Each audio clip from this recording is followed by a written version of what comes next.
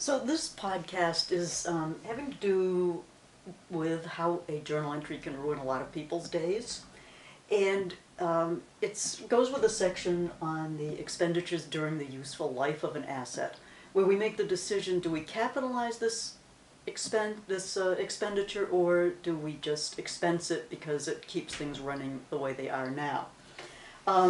This journal entry was abused terribly by a guy named Bernie Ebbers. He was a basketball coach and high school basketball coach and milkman who back in the day started buying up a bunch of telecom companies, and he ended up as the CEO of Worldcom, which was an international telecoms company that had, worth billions of dollars. And so he was a billionaire, but he was having trouble living off his, income. I mean, we all have this problem, right? And so what he did is he used WorldCom stock to take out loans against.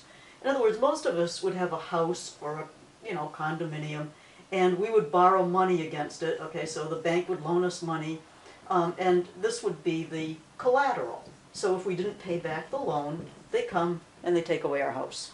All right?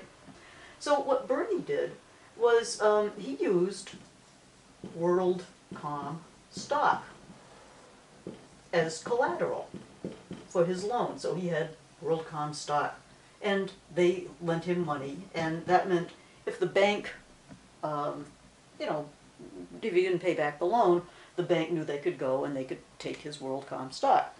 Well, that was fine because the stock was going kind of like this, if that's the stock market. But then about 1999 and 2000, that was when the tech crash happened, and WorldCom stock started going like this.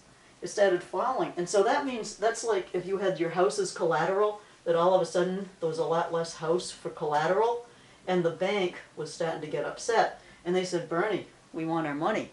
And so what he did is he went down to his accounting department and said, we got to get it so the stock price goes up because, the banks are coming after me.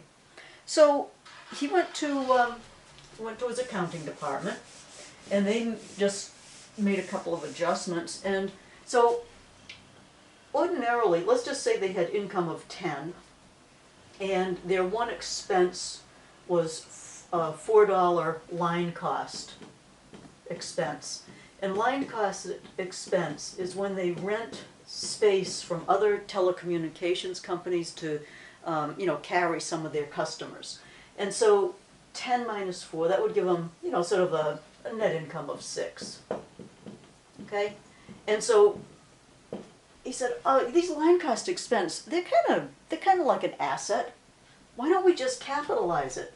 So instead of having this as an income statement, they decided to capitalize line cost expense. So now their expense would be 0, and they would have a much better net income. Isn't that wonderful?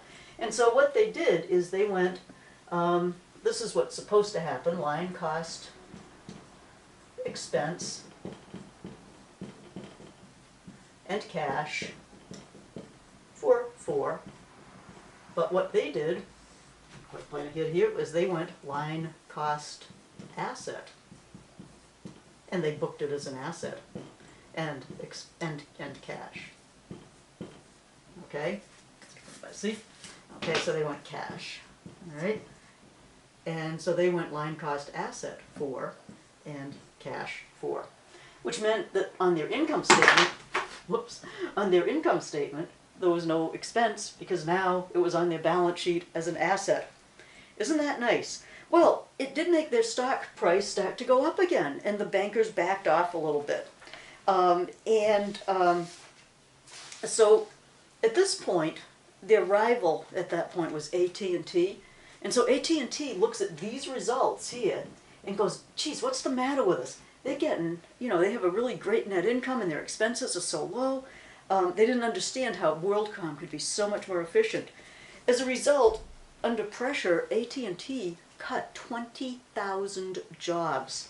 That's like 20,000 people were cut their jobs. And then they also spent $100 billion to acquire other cable companies so they could get more efficient. So, in other words, this little journal entry here, it affected thousands of lives, especially when, you know, eventually the auditors caught up with this. The Securities and Exchange Commission filed a suit against them. There was massive debt. Bernie, I think, ended up doing time. The firm went bankrupt. And the actual accounting problem was actually more like 9 billion. And that, by the way, this would be like billions. I think it was 3.7 billion in line cost expenses that they capitalized. Okay, that's a billion. The shareholders' equity went from 58 billion down to negative 13 billion. So that's just how a journal entry can really ruin your day.